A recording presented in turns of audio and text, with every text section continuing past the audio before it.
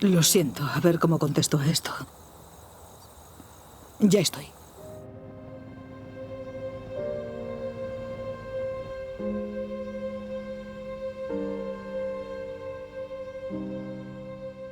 Antes, no habría tenido la satisfacción que tengo ahora. A simple vista, casi no se percibía. Pero por dentro, había mucha confusión. Ni siquiera yo era consciente de que muchas veces reprimía todo eso.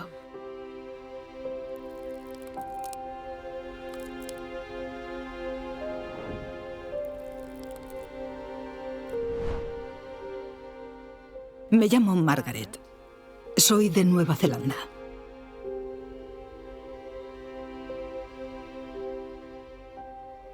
Desde fuera todo iba muy bien. Hasta que un día empecé a sentirme mal. Y enseguida mi salud empeoró. Me desperté con un poco de rigidez y dolor. Y luego avanzó tan rápido que no podía abrir la mandíbula. Quizás solo 1 centímetro, más o menos hasta aquí. Estaba hinchada y me dolía, así que no podía masticar. Mi madre vino y me preparó batidos y purés. Mi columna se inflamó. Mi pecho, mi pelvis, mi codo izquierdo, ambas manos, muñecas, dedos y pulgares, mi rodilla derecha y mi tobillo derecho estaban hinchados y doloridos. Hace 21 años abrí mi propia consulta. Entre la universidad y el hospital, trabajando como residente, apenas tenía tiempo para prepararme a pensar por qué enferman mis pacientes. Tenía que atenderlos y atenderlos rápido. Me ocupaba de cuestiones superficiales. Bien, estos son tus síntomas. Esto es lo que creo que tienes. Aquí tienes el tratamiento o podemos hacer esto o lo otro para afinar el diagnóstico, para ser más específicos en el tratamiento y... ya está, listo. Mi enfoque era el que me habían enseñado. Observar un conjunto de síntomas, etiquetarlos, diagnosticar y luego ponerles el tratamiento farmacológico recomendado para esa afección. Pero para muchos síntomas no tenemos medicamentos. ¿Qué hacemos en este caso? El paciente viene en busca de ayuda y tú, como médico, te ves incapaz de ayudar. Muchos de los casos son lo que llamaríamos enfermedades crónicas no transmisibles, como enfermedades cardiovasculares, aterosclerosis, ictus, cáncer, enfermedades autoinmunes, hipertensión, hipercolesterolemia. Hay todo tipo de enfermedades crónicas no transmisibles y el tratamiento que tenemos disponible está muy lejos de ser ideal. Está muy lejos. Conocía la parte física del funcionamiento del cuerpo y sabía qué fármacos recomendar para ciertos síntomas, pero nunca trataba la causa. Podía también ponerle nombre al síntoma. Me diagnosticaron artritis psoriásica. Me dijeron que era una enfermedad autoinmune incurable, que la tendría de por vida, que no tenía cura, que la medicación solo servía para controlarla. Así que comencé a tomar esteroides en dosis altas y antiinflamatorios para intentar controlar el dolor y poder moverme lo suficiente como para ir a trabajar, aunque fuera despacio y con dolor.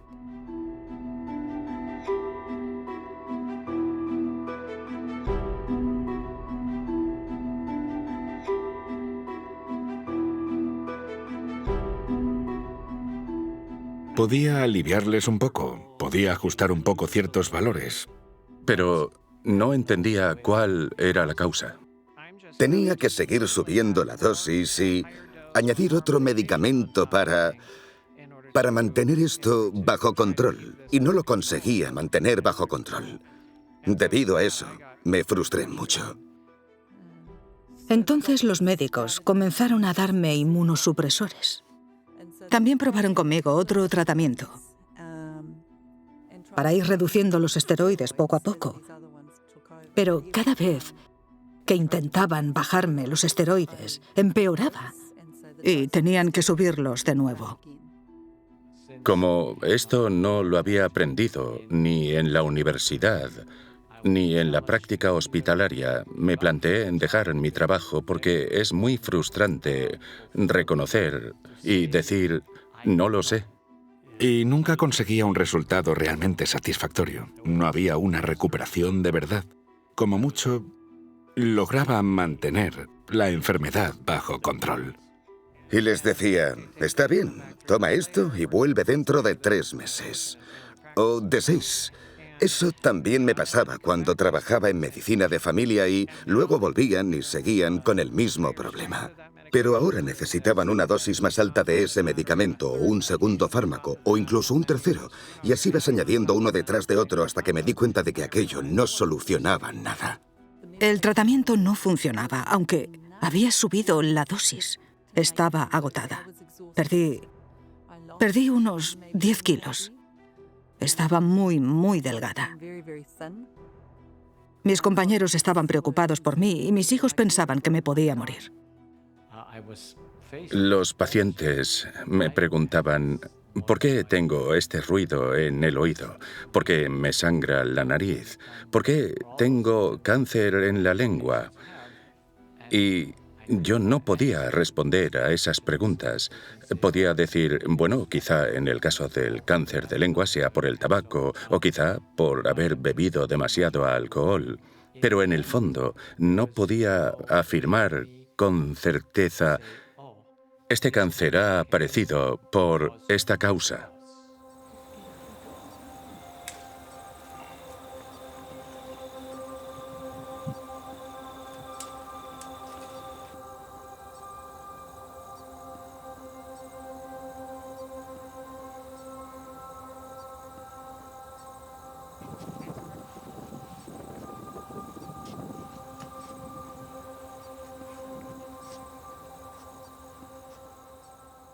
Intenté muchas cosas.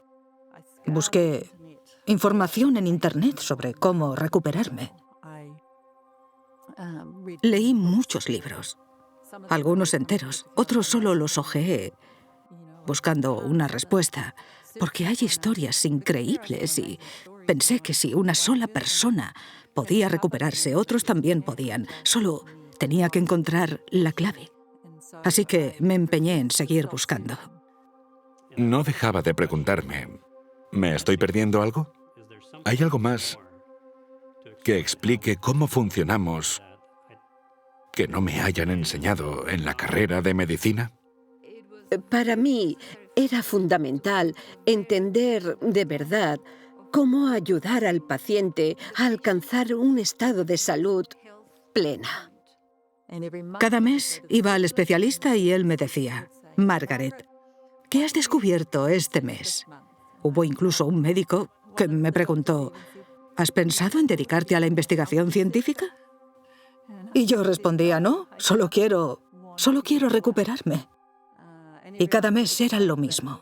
No había ninguna mejoría en la enfermedad. Cada vez se veían afectadas más articulaciones y tendones. Me decían, esto es incurable.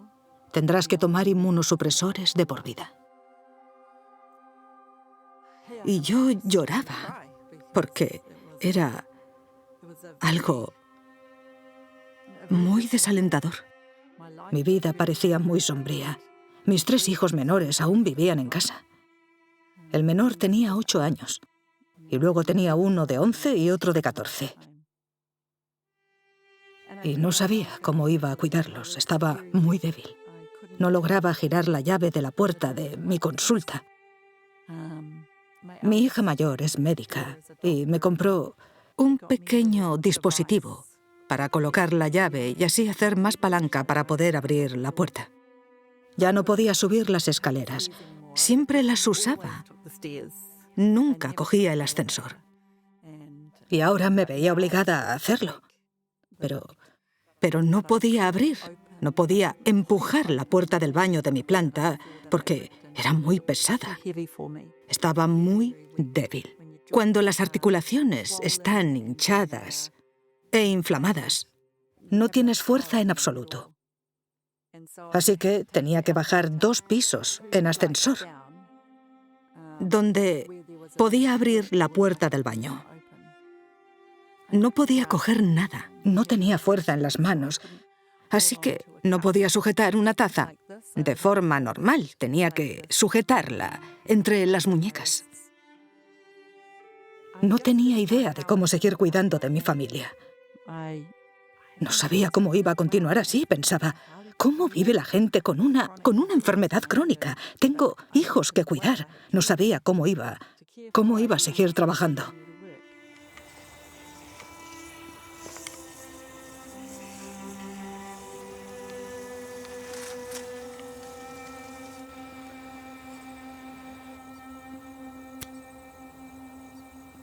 Mis tías vinieron y me prepararon un huerto, donde cultivaban muchas verduras, y todas las mañanas yo me preparaba un batido verde.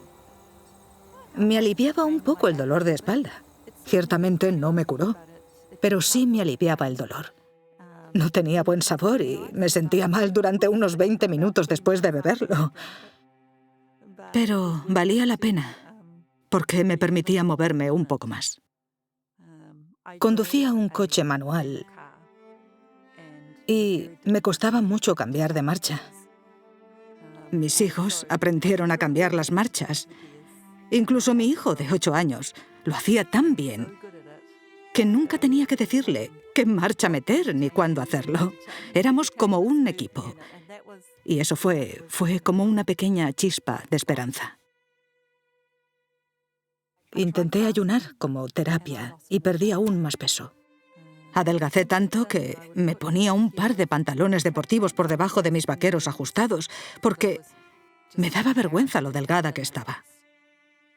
Tenía una especie de vello rubio muy fino en las mejillas que tu cuerpo genera para compensar la pérdida de grasa.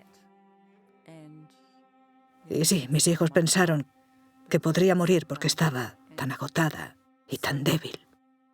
No sé cómo me las arreglé para trabajar, pero lo hice. Los médicos que pasaban por el pasillo del hospital donde yo trabajaba, podía ver la compasión en sus ojos. Querían ayudarme de verdad y estaban haciendo todo lo que podían.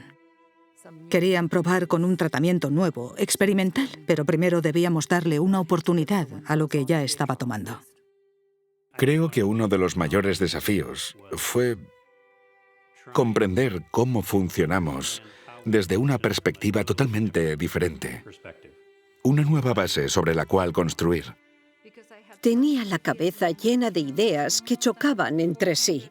Hay más de 400 escuelas de psicología y cuando hay tantas, da la sensación de que ninguna termina de funcionar del todo. Pero hace falta hablar con la persona con mucha claridad. Esto es lo que necesitas entender y a lo que debes aferrarte para llevar una vida sana y para que las relaciones con tus seres queridos o con las personas con las que convives no te afecten hasta el punto de hacerte enfermar. Por un tiempo puse en duda todo lo que creía saber. Necesitaba reevaluar esto. Y fue difícil. Fue difícil cuestionar gran parte de mi educación y mi formación.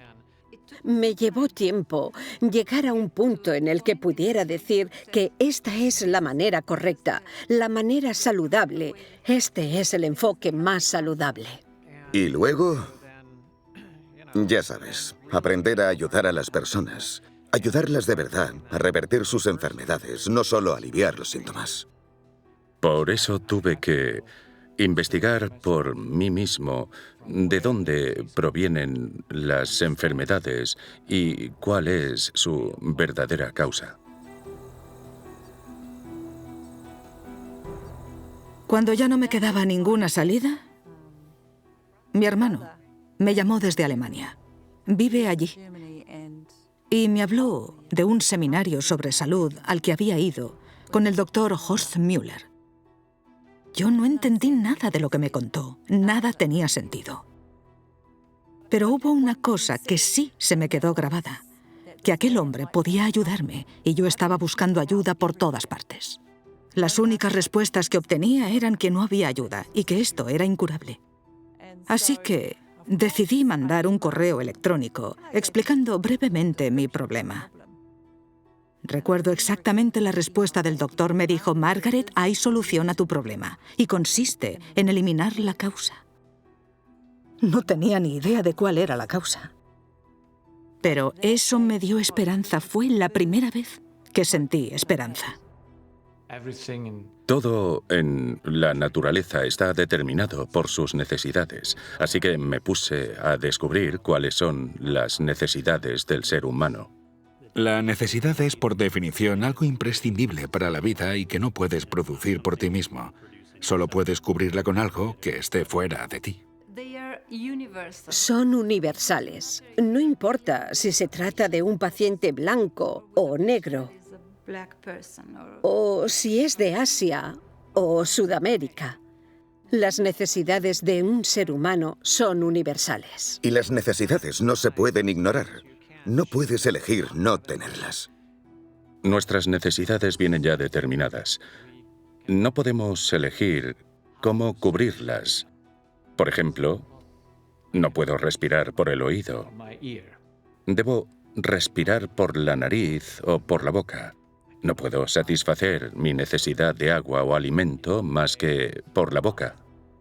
Nadie puede llegar a la conclusión de que no necesita oxígeno, dejar de respirar y seguir vivo. Es simplemente imposible. Puedes pensarlo, sí, pero pronto verás que te equivocas. Porque empezarás a asfixiarte y luego te desmayarás, y si no respiras, morirás. Lo mismo ocurre con la comida, el agua y con el resto de nuestras necesidades físicas. Podemos elegir ciertas cosas. Podemos elegir qué comer y beber, pero no podemos elegir si necesitamos comer, beber o tomar el sol. Físicamente, los humanos necesitamos oxígeno, agua, necesitamos nutrientes, necesitamos tomar el sol, calor, movimiento, etc., ¿verdad? Son necesidades que tenemos como individuos. Los animales tienen estas necesidades y los seres humanos también. Las necesidades más básicas que he llegado a comprender en el ser humano son las espirituales. O podríamos llamarlas emocionales. Y creo que estas necesidades son incluso más importantes que las físicas. Estas necesidades incluyen amor, armonía, seguridad, verdad, comprensión, aceptación, pertenencia, compasión. Y la necesidad de libertad. A nadie le gusta vivir en una cárcel, ni siquiera en una casa donde otra persona te diga que tienes que hacer esto o aquello. Mi madre era muy mayor, pero quería hacer las cosas a su manera. Una persona no puede renunciar a la seguridad. Por eso hay tantos pacientes. En realidad, toda la humanidad vive con miedo. La gente tiene más miedo que nunca y sufre ataques de pánico porque necesita seguridad. Tenemos una gran necesidad de afecto. Numerosos experimentos, si lo podemos llamar así, demuestran que los bebés que pierden a su madre durante el parto o algo por el estilo, carecen del afecto necesario para crecer y desarrollarse físicamente de manera adecuada. En mi investigación y al hablar con mis pacientes, me di cuenta de que no se trataba de la comida, ni del descanso, ni de ningún otro elemento físico. Todo giraba en torno a las relaciones. Era una niña bastante miedosa. Mi familia era como muchas otras, un poco disfuncional. Nada dramático. Pero mi madre era muy infeliz y me daba mucha pena. La vi llorar muchas veces Y supongo que eso me marcó profundamente. Cuando empecé la escuela, no hablé durante 6 semanas y pensaron que tal vez no podía hablar. Sin embargo, me adapté a la escuela y empecé a hablar, aunque era muy tímida. Tan tímida que me costaba mucho hablar. Hablar con seguridad. Hablar sin sonrojarme. A veces me sentaba sola en el patio y me daba mucha vergüenza correr y jugar con los otros niños. Conocí a mi primer marido en la adolescencia y tuve a mi primer hijo con 16 años. Todavía no estábamos casados, pero nos casamos cuando yo tenía 18. Terminé los estudios después de tener a mi primer hijo y empecé la universidad.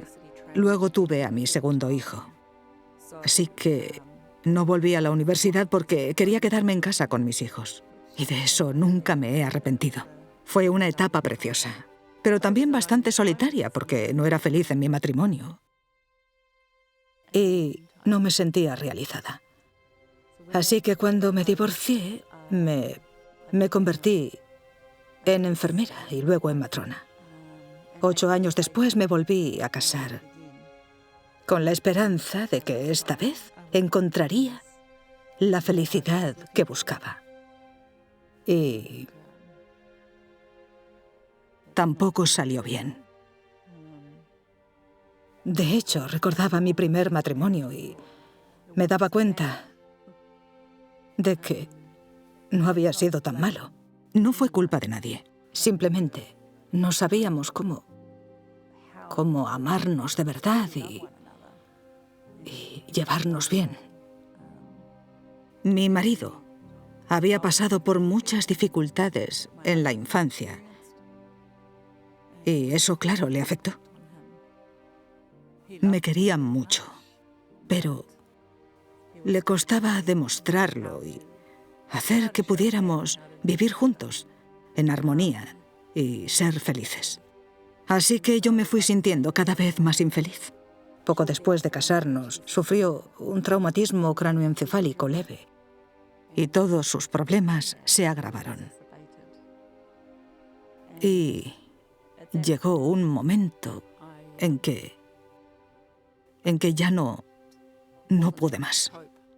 Bueno, lo aguanté durante algunos años, pero con el tiempo, el estrés y las secuelas de su lesión cerebral hicieron que se volviera bastante irracional, aunque no fuera culpa suya. Sentía que estaba intentando salvar el mundo para tenerlo todo bajo control. Hasta que un día todo se vino abajo y me puse muy enferma. Enfermé tanto física como mentalmente. Y conforme pasaba el tiempo, yo intentaba recuperarme y luego me ayudó muchísimo mi familia. Tenía un buen trabajo como matrona especialista. Era un ascenso. Significaba más dinero. Construimos una casa en el campo, que siempre había sido mi sueño. Pero seguía buscando algo que me llenara. Los seres humanos buscamos cubrir nuestras necesidades sin saber muy bien cómo hacerlo. Y si no están satisfechas, podrían tener incluso efectos físicos. Esto era algo muy nuevo para mí. Me sentía muy sola y insatisfecha, creo. Y, en cierto modo, decepcionada. Yo deseaba profundamente tener una familia armoniosa, de verdad que sí. Quería un marido y un padre para mis hijos. Pero, debido a su lesión cerebral, su depresión severa e irracionalidad me resultaban imposibles de aguantar. Y yo misma había acabado muy mal psicológicamente. Su comportamiento era bastante extraño a veces. Para explicar las necesidades espirituales de una persona, podemos imaginar el amor como un diamante. Según la situación en que te encuentres, verás una faceta distinta de ese amor. Verás que puedes percibirlo como una necesidad de libertad. En otra situación, lo percibirás como una necesidad de lealtad. Todas estas facetas forman el amor, ese gran diamante. Solo quería que me amara como yo necesitaba ser amada. Y me sentía sola y no quería vivir más. Cuando le dieron ese diagnóstico tan grave a mi marido, no veía cómo salir de esa situación. No quería dejarlo, pero estaba empezando a desmoronarme. El psicólogo me dijo: normalmente te aconsejaría intentarlo otra vez, pero me dijo: tienes que dejarle. Eso fue todo lo que me dijo. Uno de los desafíos como psiquiatra es que la gente, de forma natural, te pide consejo. Sabes que no tienes que decirles lo que deben o no deben hacer. No tienes que decirle a nadie cómo debe comportarse. Cada uno debe decidir qué hacer y qué no hacer. Sin embargo, debes tener claros los principios que guiarán las preguntas que le harás al paciente para que él mismo pueda encontrar su propia salida. Y yo no quería irme, y no lo hice en ese momento. Fue más o menos un año más tarde, cuando hablé con un psiquiatra. Aún coqueteaba con la idea de marcharme, y ella me preguntó: ¿cuánto tiempo llevamos así? ¿Realmente crees que va a cambiar? Y me dijo: ¿cuánto tiempo le vas a dar? No lo sé, le dije. Tal vez un mes. Y 3 semanas después, como las cosas no iban bien y la relación se estaba deteriorando muchísimo, quizá empezando incluso a volverse algo física, fue entonces cuando decidí marcharme. Empecé esta nueva vida que al principio fue dolorosa, muy difícil. Estaba muy deprimida. Nunca pensé que sería capaz de volver a trabajar, pero logré conseguir un trabajo porque necesitaba el dinero. Así que volví a trabajar en el hospital local. En mi segundo matrimonio tuve 3 hijos más. En ese momento no veía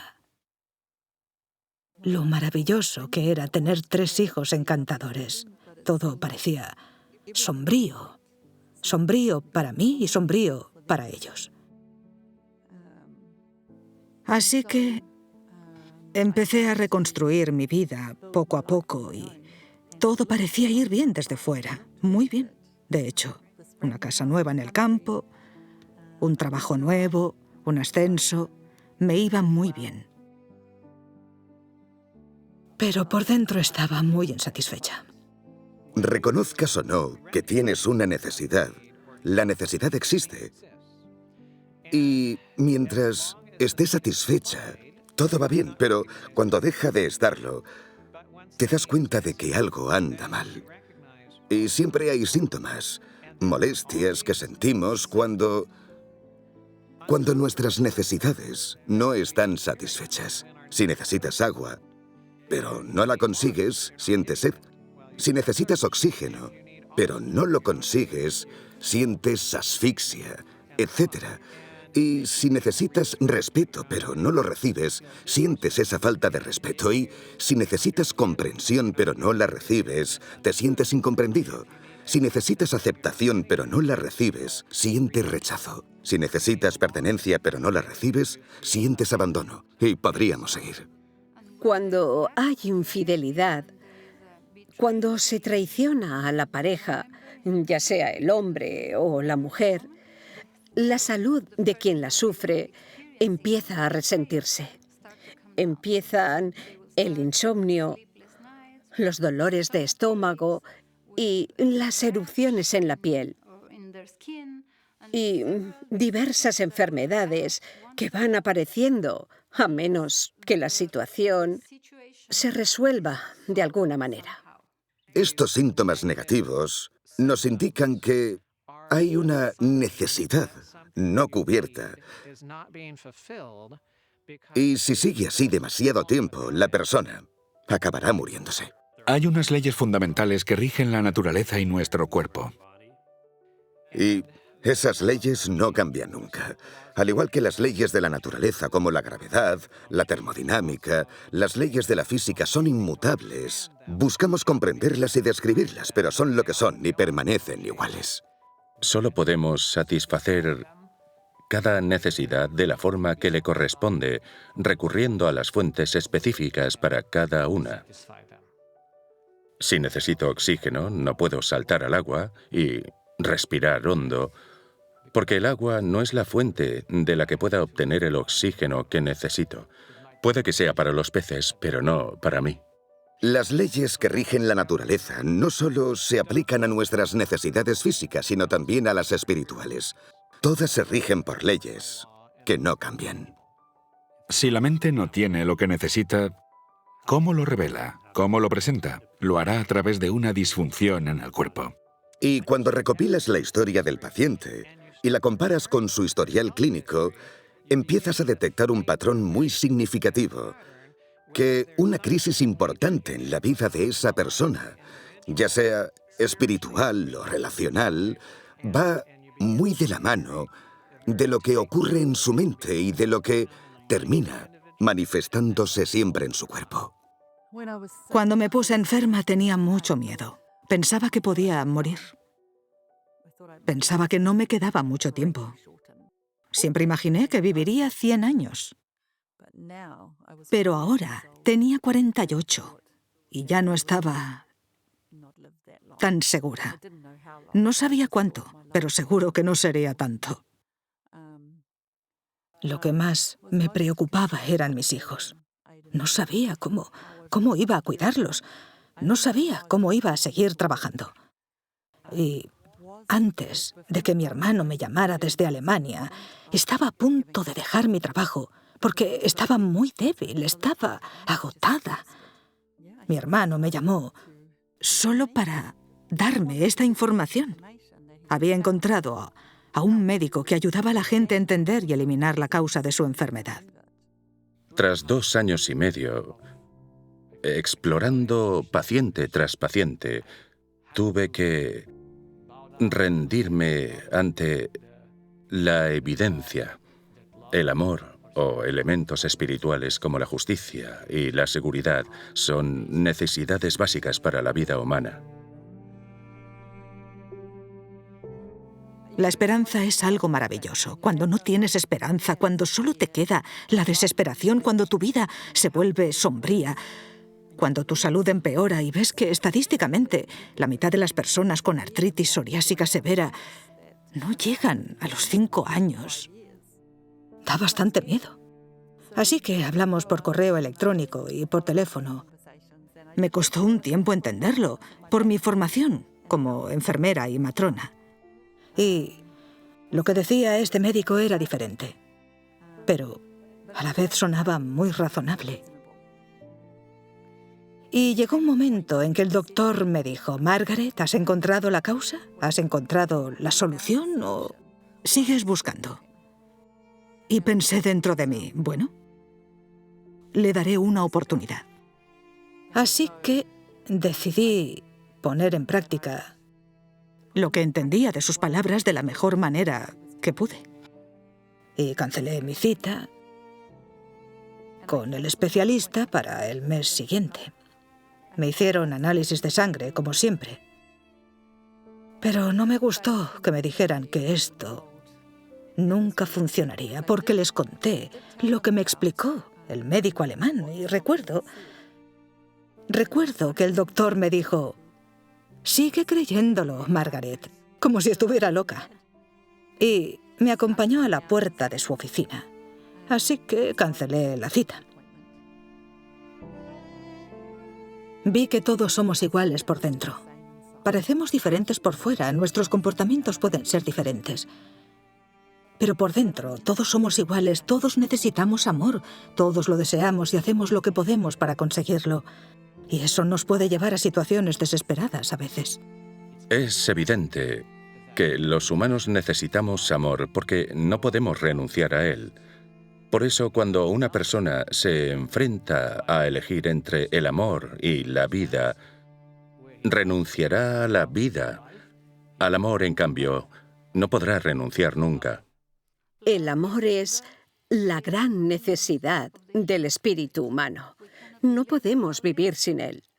Vamos por la vida como seres humanos con un radar enorme, por así decirlo, tratando de encontrar el amor. Y en cuanto lo detectamos, dirigimos inmediatamente nuestra atención hacia ahí, hacia esa persona.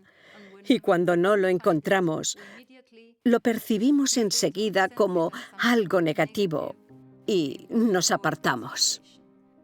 Así que el engaño de que el amor proviene de mi interior me lleva a la idea de que si yo produzco amor, tú también debes producirlo y debes dármelo, así como yo te lo doy. Pero no tiene sentido. Si lo produzco, ¿por qué iba a necesitarlo? ¿Por qué iba a necesitar? ¿Por qué necesitaría tu amor? Si el amor estuviera incluido en la capacidad de amar, ¿por qué lo buscaría? ¿Por qué lo pediría? Si tengo un pozo de agua dentro de mí, ¿por qué iría a beber agua de otro pozo? Es absurdo. Así que, por un lado, el ser humano dice: oh, mi amor viene de mi corazón. Pero por otro lado dice: oh, he dado demasiado y ahora estoy vacío. O lo produces internamente y lo tienes porque lo produces tú mismo, o necesitas obtenerlo desde fuera. Entonces, ¿de dónde viene el amor? Si es algo que necesito y no puedo producir, ¿quién lo produce entonces? ¿Dónde lo consigo? ¿Puede mi esposa producirlo? Ella también lo necesita y tampoco puede producirlo. Así que, como seres humanos, tenemos un problema y ese problema es que tomo como fuente una persona que necesita lo mismo que yo. Y eso se vuelve muy problemático porque si una fuente necesita las mismas cosas que tú necesitas, entonces no puede ser fuente. Por ejemplo, imagina que coges un árbol y le arrancas las raíces y las pones en un segundo árbol. Y tomas ese segundo árbol y le arrancas las raíces y las pones en un tercer árbol. Y tomas ese tercer árbol y le arrancas las raíces y las pones en un cuarto árbol. Y sigues haciendo eso con todos los árboles hasta que todos los árboles tengan sus raíces puestas en otros árboles. ¿Qué va a pasar con esos árboles? Todos van a morir, porque ningún árbol puede ser una fuente para otro árbol porque todos los árboles tienen las mismas necesidades. Y el mismo principio se aplica a los seres humanos. Todos tenemos las mismas necesidades y convertimos a otros seres humanos en nuestra fuente de manera automática. No es algo que pensemos, lo hacemos y ya está. Cuando estamos bajo presión, es muy fácil desconectarse de la fuente de amor, porque todos nacemos en un mundo lleno de pecado y hemos heredado un sistema de evaluación erróneo. Vemos las cosas de la manera equivocada. Juzgamos con mucha facilidad. Yo juzgo con mucha facilidad.